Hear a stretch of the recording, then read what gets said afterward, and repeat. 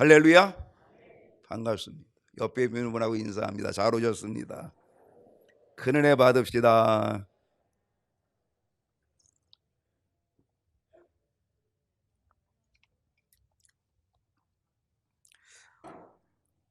오늘 2월 두 번째 주일입니다. 하나님께 오늘도 변함없이 영과 진리로 예배드리는 우리 모든 성도님들 속에 하나님의 크신 은혜와 사랑이 가득하기를 주님의 이름으로 축원합니다. 2023년이 시작이 되면서 우리는 표어를 새롭게 했습니다. 새롭게, 그렇게 새롭게 했죠. 새롭게를 새롭게 했습니다. 그리고 이쪽에는 7대 핵심 가치를 적어 놓았습니다.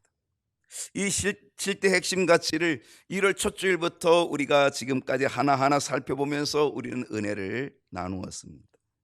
경인교회 7대 핵심 가치 여러분 꼭 기억해 주십시오. 이거 가지고 기도해 주시면 좋겠습니다. 여러분, 이 경인교회 7대 핵심 가치가 여러분의 신앙의 모습으로 자리를 잡게 된다면 분명 하나님이 기뻐하실 줄로 믿습니다. 하나님께서 인정해 주실 줄로 믿습니다.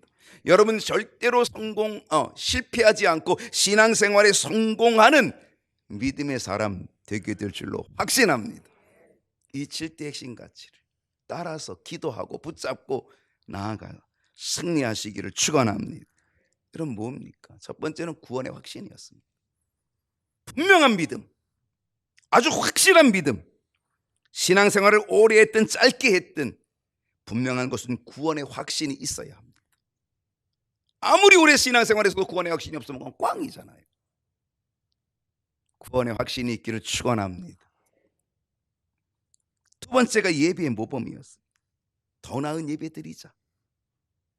더 많은 예배 드리자. 예배에 집중하자. 예배에 실패하지 말자. 모든 예배에 참여하자. 예배의 모범을 갖자. 하나님은 예배를 아주 기뻐하십니다. 예배를 받는 걸 좋아하십니다. 예배는 경배거든요. 하나님께 엎드려 절함이거든요. 성경 일독이었습니다. 매일매일 성경 읽자. 하루 3장씩. 일주일에 하루만 5장 읽으면 1년에 일독한다. 매일매일 하나님의 말씀과 함께 살자. 매일매일 성경을 읽자. 1년에 한 번 성경을 읽자. 말씀의 날개로 날아오르자. 그리고 다음 세대였습니다. 우리의 가정에서 다음 세대, 우리의 자녀들이 믿음을 갖도록 해야 된다는 거죠. 그건 우리의 책임입니다. 그래야 다음 세대에 희망이 있죠. 다섯 번째는 1시간 기도였습니다. 기도는 신앙생활의 능력이었고, 기도의 날개로, 말씀과 함께 기도의 날개로, 두 날개로 날아오르자. 기도의 뜻을 정하고 기도 제목을 작성하고 간절함으로 기도하면 그것이 습관이 되어서 우리 주님이 습관을 따라 기도하신 것처럼 우리도 기도하는 자, 기도의 능력을 얻는 자, 기도 속에서 하나님을 체험하는 역사 이루게 될 줄로 믿습니다. 지난주에는 한 사람 전도였습니다. 일생 동안 우리가 1년에 한 번 전도해야 된다는 거예요. 한 사람 전도해야 된다는 거예요. 일생 동안 신앙생활하면서 한 명도 전도하지 못하고 죽는 사람이 태반이라. 우리가 1년에 한 사람씩 전도한다면요 34년이면 81억 다 전도하고 남는다 그랬어요. 제가 34년이 주님 오신 지가 2000년이 넘는데 아직까지도 예수 믿는 사람 별반 안 되잖아요. 그건 뭐예요? 평생 신앙생활하고도 한 명도 전도 못하고 죽는 그러한 사람들이 엄청 많다는 거예요. 대부분이라는 거죠. 한 달란트 땅에 묻어두는 그래 책망받지 말고 하나님 한 달란트 요 몸만 그냥 왔습니다. 그러지 말고 남겨야 될 줄로 믿습니다. 한 사람 전도하십시다. 한 영혼 전도하십시다. 오늘 7번째 시간입니다. 오늘은 한 가지 뭐예요? 헌신입니다. 여러분 헌신이 뭐예요? 헌신이란 뭡니까? 한자로 얘기하면 헌신은 드릴 헌 몸신입니다. 몸을 드리는 것. 몸 바쳐서 그런 노래가 있더라고요. 몸 바쳐서 몸을 드리는 거예요. 여러분 실상 몸을 드리면 모든 것을 드리는 것과 똑같은 거예요. 모든 게 드리는 게 몸을 드리는 겁니다. 왜? 이 몸 안에 모든 게 들어있어요. 내 안에 의지도 들어있고 뜻도 들어있고 생각도 들어있고 다 들어있는 거죠. 내 마음이 들어있는 거죠. 거기다가 뭐가 들어있어요? 이 몸에 생명이 들어있어요. 그러니까 몸을 바치면 내 생명까지도 바치게 된다는 거죠. 가장 소중한 생명이 내 몸 안에 있어요. 그러므로 몸을 드린다, 몸을 바친다, 헌신, 이거는 내 생명까지도 바치겠다는 거거든요. 그러니까 몸을 드리는 게 모든 걸 드리는 거예요. 한번 물어보겠습니다. 여러분, 지금 어떤 헌신을 하고 계십니까? 버뜩 떠오르는 헌신이 있어요? 나는 그래도 이거 하나 헌신하고 있다. 여러분, 뭐 헌신하고 계십니까? 대답할 거 있으십니까? 다시 물어보겠습니다. 한 가지라도 헌신하고 계십니까? 한 가지라도 헌신하고 계십니까? 저희 교회에도요, 헌신하신 분들이 많이 계십니다. 교회 청소로 헌신하시는 분들이 있습니다. 요즘은 매주일 돌아가면서 선교회별로 청소를 담당하고 있습니다. 뭐 몇몇 분들은 좀 투덜투덜 대는 분도 있긴 하지만, 근데 빠짐없이 자기 당번 때는 빠짐없이 나와서 청소로 헌신하시는 분들을 보면은 참 감사합니다. 제 아내가 그러더라고요. 토요일에 나와서 막 이렇게 청소하는 거 보니까 교회가 살아있는 것처럼 느껴지더라고. 그렇게 얘기하더라고요.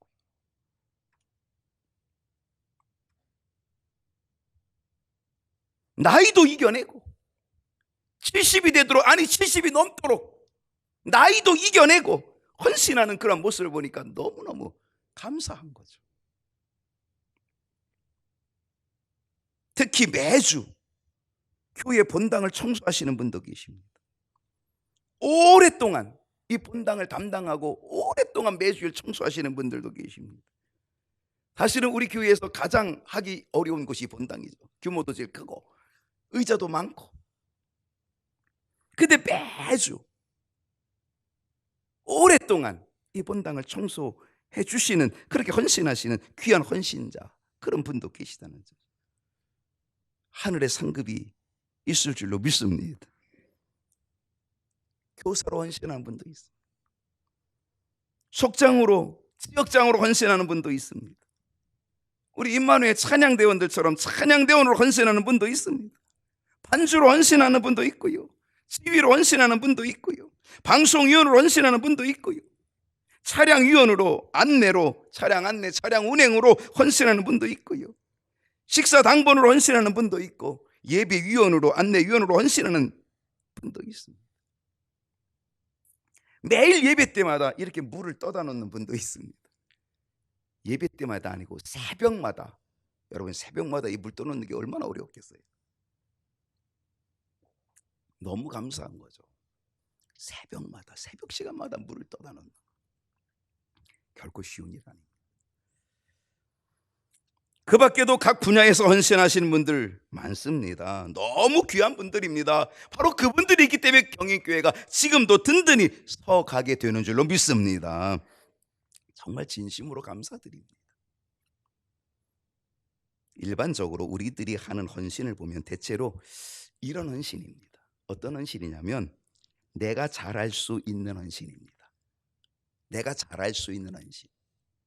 다른 말로 하면 은사를 살려서, 재능을 살려서, 달란트를 살려서 하는 헌신일 것입니다.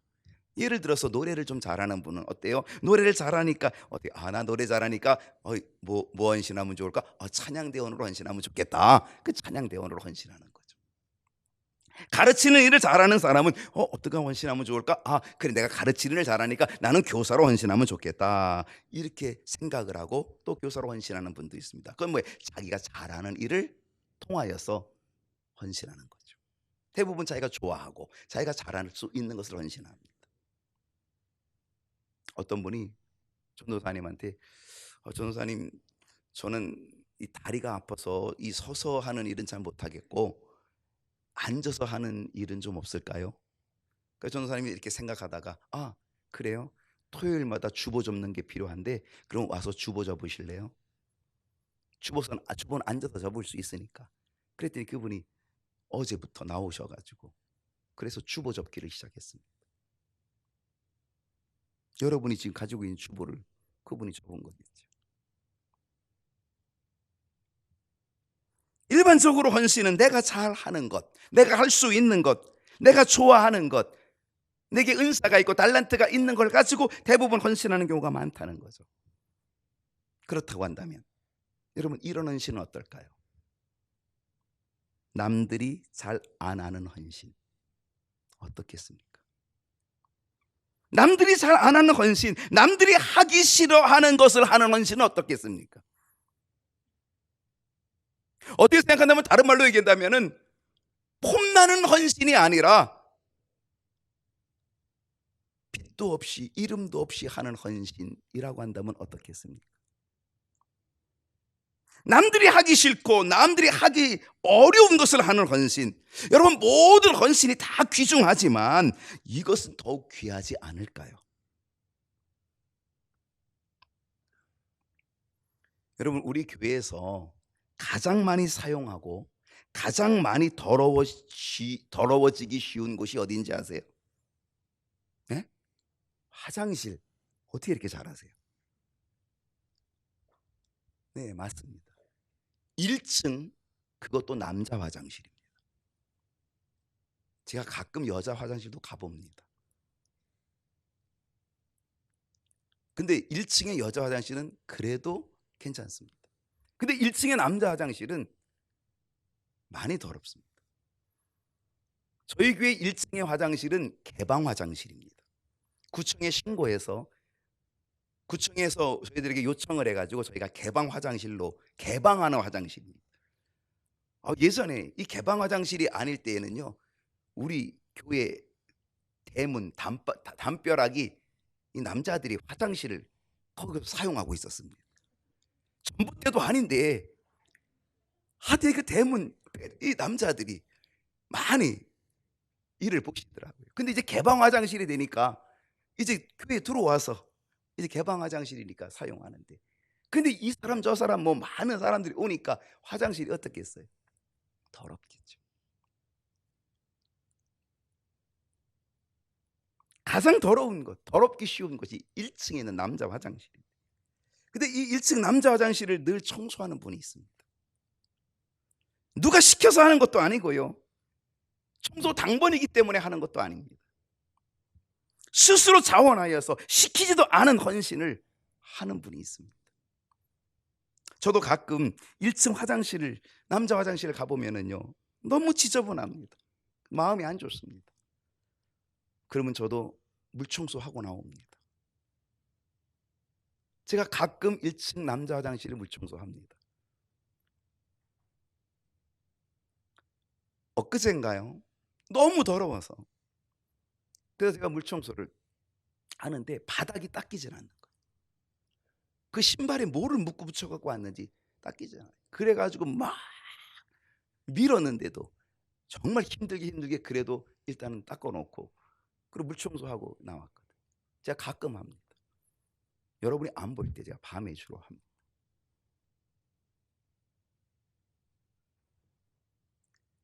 민족대표 33인 중에 한 분이었던 이승훈 선생님이 이런 말씀을 하셨습니다. 시켜서 하면 종이고 시키지 않았는데도 하면 주인이다. 정말 민족대표 33인다운 그런 말씀을 하셨습니다. 시켜서 하면 종이다. 종은 시키면 하고 시키면 하는 건 종인데, 근데 시키지 않은데도 하면 그건 주인이다. 주님께서 기뻐하실 헌신은 아마 이런 헌신 아닐까 그렇게 생각합니다. 가끔 목사의 마음을 짠하게 울림을 주는 헌신의 사람들이 눈에 띄기도 합니다. 주님의 마음도 짠하게 울림을 줄 것이라고 저는 확신합니다. 주님의 마음을 짠하게 만드는 헌신의 사람, 한 가지 헌신 여러분 찾아보시면 어떻겠습니까? 그리고 그 헌신의 자리에 여러분이 거기 주인공이 되시면 얼마나 좋겠습니까? 지난 주일의 말씀이 한 사람 전도였습니다. 제가 이 말씀을 전하면서 누가 전도할 수 있는지를 말씀을 드렸습니다. 여러분 기억하시나요? 누가 전도할 수 있다 그랬어요. 누가 전도한다 그랬어요. 그거를 기억하면은 뭐 천재죠, 그죠? 어떻게 일주일 직권을 기억하겠어요? 확신이 있는 사람. 그래요. 기억하시는 분이 있군요. 확신이 있는 사람이 한다는 거예요. 확신이 있으니까 와보라 얘기하는 것 아닙니까? 확신이 있으니까 그 핍박을 이기고 전도하지 않습니까? 확신이 있으면 전도하게 된다 그런 얘기입니다. 그렇다면 여러분 누가 헌신할 수 있을까요?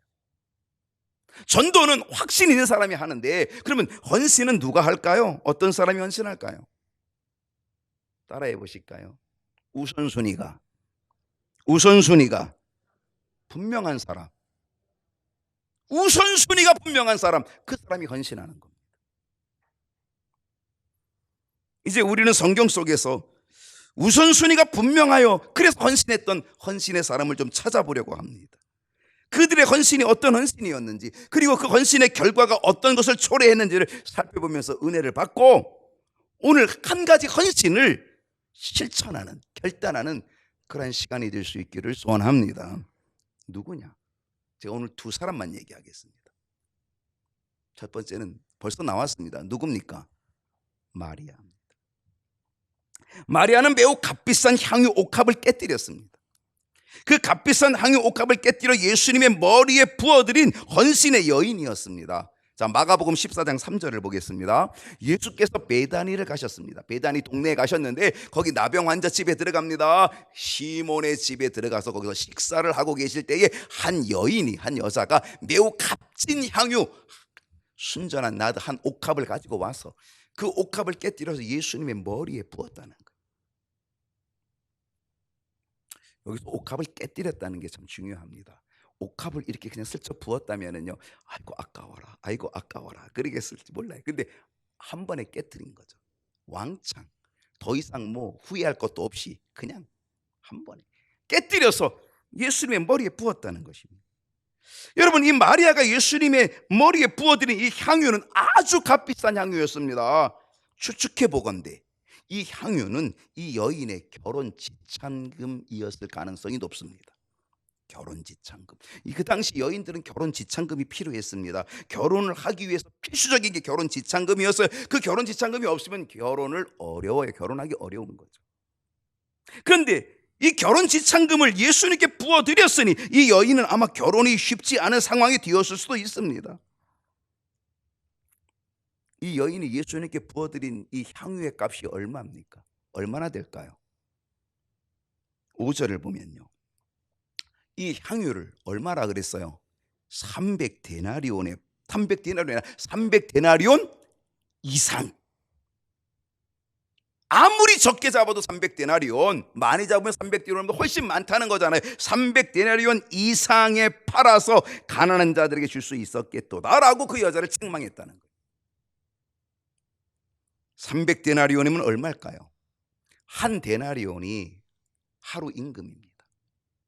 그러니까 300데나리온은 300일치 10달 봉급입니다. 10달 봉급이면 거의 연봉이잖아요. 연봉 1년치 비슷한 거잖아요. 그러니까 적어도 3천에서 5천 사이는 되는데 여기서 300데나리온 이상이라 그러니까 제가 볼 때는 5천만 원쯤 된다고 보는 거예요. 5천만 원. 여러분, 5천만 원이면요, 혼수를 마련하기 아주 좋은 금액입니다. 그런데 사람들은 이 마리아의 헌신을 어떻게 보았습니까? 4절 말씀을 보니까 어떤 사람들이 화를 냈다는 거예요. 이 마리아에게 화를 냈다. 자기 것도 아닌데 마리아에게 화를 내어 서로 말하되 어찌하여 이 향유를 뭐 하느냐? 허비하느냐. 이 향유를 허비한다고 그렇게 비난하고 조롱한 거죠. 실상 우리의 헌신을 믿음이 없는 사람들, 세상 사람들의 눈에는 뭐로 보여요? 허비한다고 보일 수 있다는 거죠. 아이고, 쟤들은 교회 가서 허비하고 있어, 낭비하고 있어, 시간도 낭비하고 물질도 낭비하고 허비하고 있어. 아마 세상 사람들은, 믿음이 없는 사람들은 우리를 보고 그렇게 말할지 모르겠어요.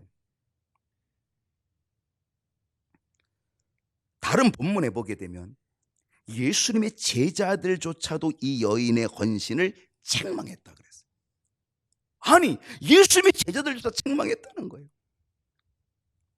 여러분의 헌신을 세상의 사람들이 비난하고 허비한다고 하여도, 여러분의 헌신을 혹은 교회 안에 있는 사람들이 비난하고 허비하고 있다라고 책망하여도 여러분의 헌신에 흔들림이 없기를 축원합니다. 흔들림 없어요. 의기소침하거나 시험에 들지 않아야 한다.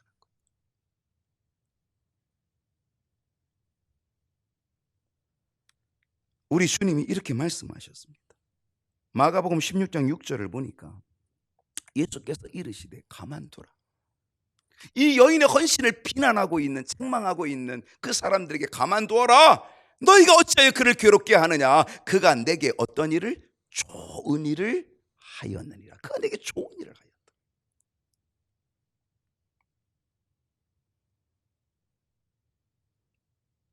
우리의 헌신의 대상은요, 주님이십니다. 그가 나에게 좋은 일을 행하였다. 여러분, 우리는 누구를 좋은 일 시켜주는 거예요? 우리의 헌신은 주님을 좋은 일 시켜주리는 거예요. 그래서 우리의 헌신의 대상은 뭐예요? 주님인 거죠. 이 여인이 그 값비싼 향유를, 그 5천만 원 값에 되는 그 향유를 예수님의 머리에 왜 부어드린 겁니까? 그의 인생에, 그의 삶에 주님이 우선순위였기 때문입니다. 내 삶의 우선순위가 주님이 되면 그 사람은 반드시 헌신한다는 겁니다. 여러분, 여러분의 삶에 주님이 우선순위 맞습니까?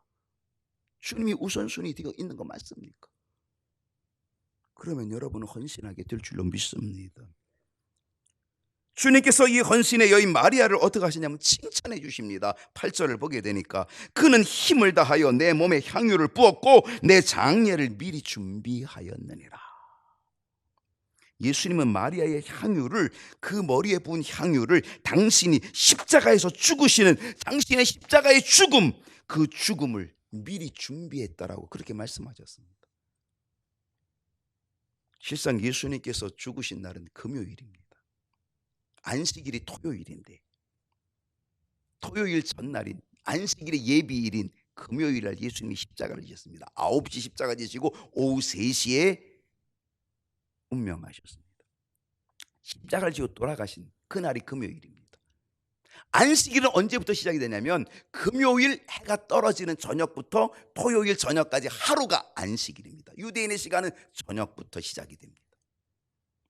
그러니까 오후 3시에 예수님이 운명하셨으니까 그 십자가에서 예수님의 시신을 내려놓고 그리고 그를 장례 지내는 그 시간이 너무 짧은 거예요. 이제 조금 있으면 해가 떨어지는, 그래서 꼼짝 못하는 안식일이 돌아오게 되는 거죠. 그래서 어떻게 했어요? 예수님을 급하게 장례를 치르라고 향품을 못 넣어드린 거잖아요. 그래서 안식 후 첫날에, 주일날 아침이잖아요. 안식 후 첫날에 여인들이 그 무덤을 찾아갔잖아요. 왜 찾아간 거예요? 예수님의 시신에다가 향품을 넣어드리려고 찾아간 거잖아요. 그러다가 부활하신 주님 만난 것 아니겠습니까? 그러니까 예수님의 장례식은 아주 급작스럽게 되는 바람에 향품을 이미 바르지도 넣지도 못했다는 거예요. 근데 마리아가 이미 그걸 준비하고 있다는 거예요. 벌써 주님이 그걸 알고, 야, 마리아가 나의 장례식을, 내가 이제 급하게 치러야 될 장례식을 마리아가 이미 준비해서 내게 지금 향유를 붓고 있다, 그렇게 말씀하고 마리아의 헌신을 칭찬해 주셨다는 거잖아요. 9절을 보면요, 내가 진실로 너에게 이르노니 온 천하에 어디서든지 복음이 전파되는 곳에는, 경인교회에서 오늘 복음이 전파되고 있는데 바로 복음이 전파되는 곳에는 이 여자가 행한 일도 말하여 그를 기억하리라. 그를 기억하리라. 호랑이는 죽어서 가죽을 남기고 사람은 죽어서 이름을 남긴다 그러는데, 여러분, 이 마리아는요 온 천하에 그의 이름을 남겼다는 거잖아요. 멋진 헌신의 이름을 남겼잖아요. 복음이 전파되는 곳마다 이 마리아의 이름이, 마리아에 대한 그러한 헌신이 나타나고 있잖아요. 오늘도 마리아의 헌신을 제가 얘기하고 있고 우리가 마리아의 헌신을 본받자고 말하고 있는 것 아니겠습니까? 얼마나 멋졌습니까? 얼마나 멋집니까? 그 헌신 하나가 이런 놀라운 결과를 나타내게 되었다는 거죠. 아름다운 헌신으로 모든 사람에게 기억된다면 얼마나 큰 은혜일까요? 얼마나 큰 축복일까요? 여러분의 한 가지 헌신이 경인교회 역사에 남겨지고 경인교회 역사에 기억된다라고 한다면 얼마나 보람되고 얼마나 복된 일일까요? 그 주인공이 되시기를 축원합니다. 누구일까요? 두 번째 사람은 이름도 없는 어린아이입니다. 예수님께서 많은 병자들을 고쳐주시니까 많은 병자들이 고침을 받으니까 그게 소문이 나가지고 사람들이 다 예수님께 모여듭니다. 얼마나 많은 사람들이 모여왔는지 모릅니다. 요한복음 6장 5절을 보게 되니까 예수께서 눈을 들어 큰 무리가 얼마나 많은데 큰 무리가 자기에게로 오는 것을 보시고 빌립에게 이르되 우리가 어디서 떡을 사서 이 사람들을 먹이겠느냐 하고 이 빌립에게 얘기합니다. 너무나 큰 무리가 모여들었습니다. 어디서 떡을 사서 이 사람들을 먹이겠느냐 그랬더니 빌립이 예수님 말씀을 듣고 열심히 계산기를 두드려 봅니다. 이 사람들을 먹이려면 얼마가 필요한지 탁 두들겨 보는데 이 아마 빌립이 계산이 빠르고 머리가 좋았던 것 같아요. 탁 계산해 보니까 결론이 딱 나왔습니다. 뭐라고 나왔습니까? 7절에 보니까 빌립이 대답하되 각 사람으로 조금씩 허기를 면할 정도로 조금씩만 받게 할지라도 얼마가 필요하다고요? 200데나리온을 가지고도 부족하다 그랬어요. 여러분 200데나리온은 얼마예요? 지금 아까 조금 전에 마리아가 300데나리온이에요. 300데나리온. 그냥 5천만 원쯤 낸다 그랬잖아요. 그러면 200데나리온은요 한 3천만 원쯤 되는 거예요. 그러니까 이 사람들에게 다 먹이려면 3천만 원 가지고도 부족하다. 조금씩 먹여도 3천만 원 가지고도 부족하다는 거예요. 제가 계산해 보니까 그게 맞더라고요. 이게 장정만 5천 명, 신학자들이 추산할 때 어린아이와 여자들을 합하면 2만 명으로 추산합니다.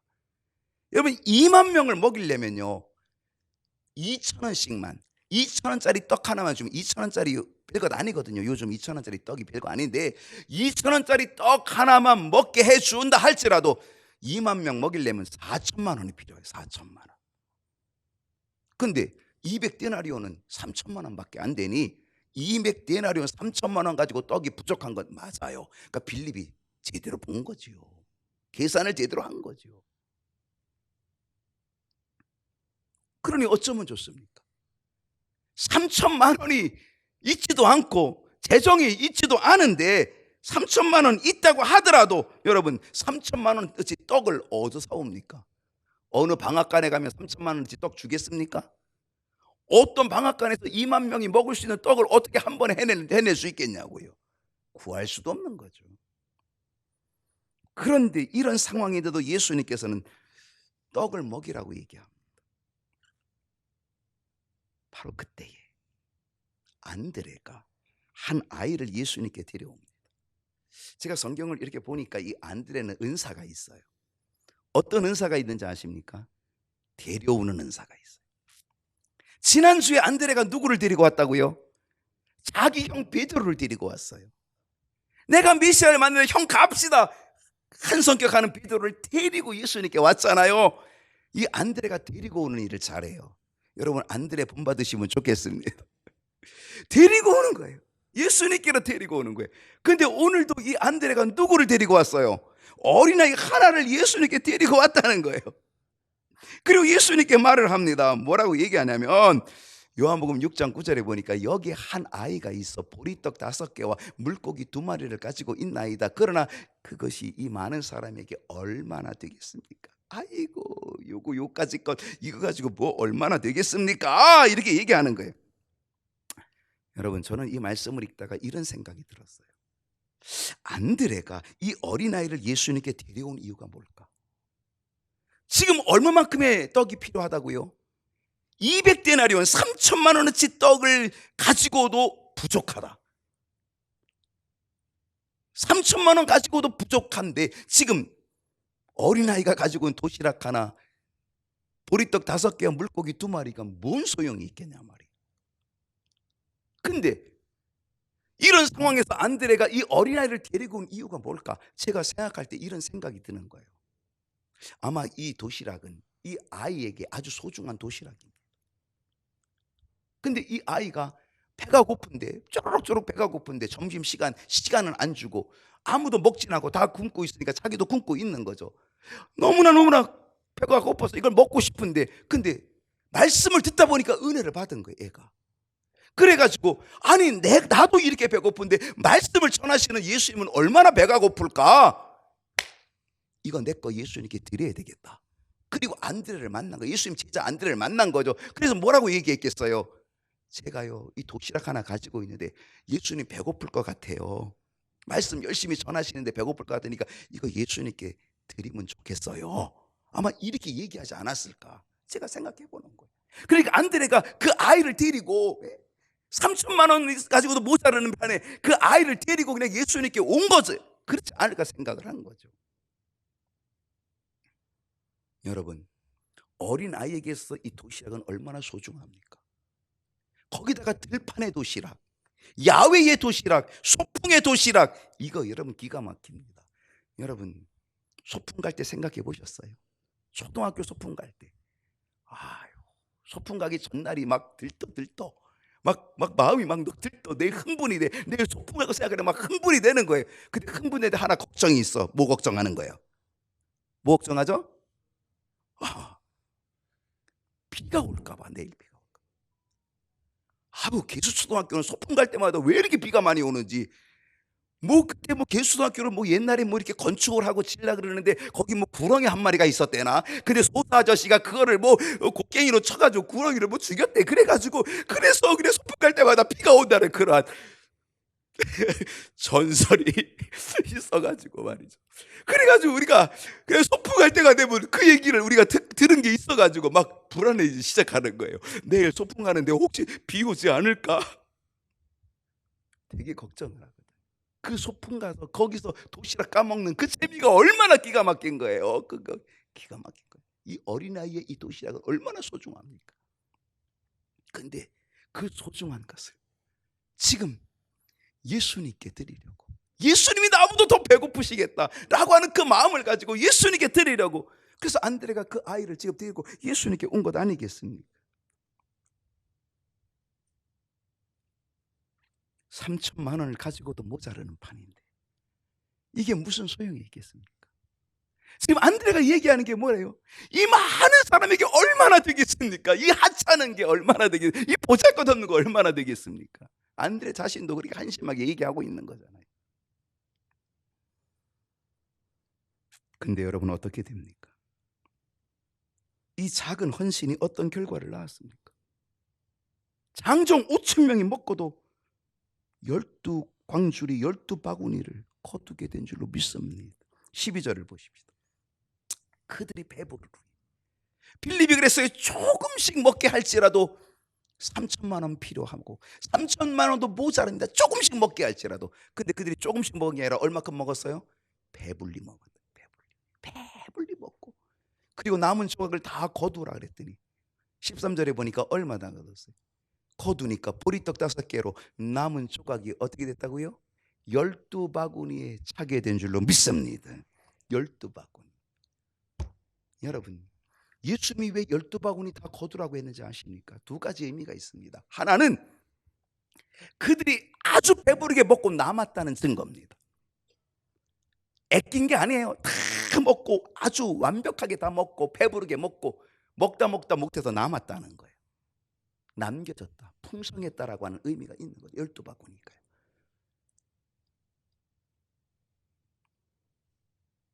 여러분, 아무리 작은 것이라고 할지라도요, 아무리 작은 어린아이의 헌신이라 할지라도요, 보리떡 5개 물고기 2마리 같은 거 3천만 원에 거기엔 게임도 안 되는 것이라 할지라도요, 이 작은 보잘것없는 헌신이 주님께 드려지면, 주님이 우선순위가 되면 12바구니 거두는 놀라운 기적의 역사가 일어나게 될 줄로 믿습니다.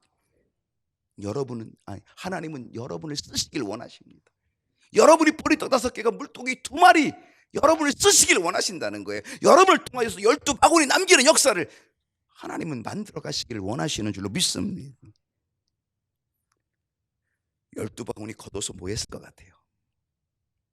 언젠가 제가 여러분에게 얘기한 적이 있을 것 같은데 12바구니 걷어서 뭐 했을까? 12바구니 다 걷어가지고 예수님 제자가 몇 명이에요? 12명이잖아요. 그래서 예수님 제자들 다 모아가지고 야, 한 바구니씩 머리에 이어라. 머리에 딱 이어가지고 그래서 이 아이, 어린아이 얘 앞장서가지고 얘네 집에다 택배 배달해라. 내가 볼 때는 아마 그 어린아이 집으로 다 제자들이 다 한 광줄씩 있고 12제가 다 한 광줄씩 있고 12바구니를 그 아이 집에 아마 배달해 주지 않았을까 제가 추측해 보는 거예요. 예수님이 거두라고 한 것은 배불리 먹고 남았다는 것이고 그리고 그것을 보리떡 5개 물고기 2마리 정말 먹고 싶은 거 먹지 않고 주님 우선순위로 주님께 바쳤더니 주님께서는 12바구니를 그 집에 배달해 주시는 은혜. 오늘 여러분 이 은혜와 이 기적이 여러분의 삶 속에 여러분의 헌신 속에 일어나기를 축원합니다. 한 가지 헌신. 하나님께서 여러분의 작은 헌신을 통하여 12바구니 거두게 하는 은혜를 베풀어 주실 줄로 믿습니다. 기도하겠습니다.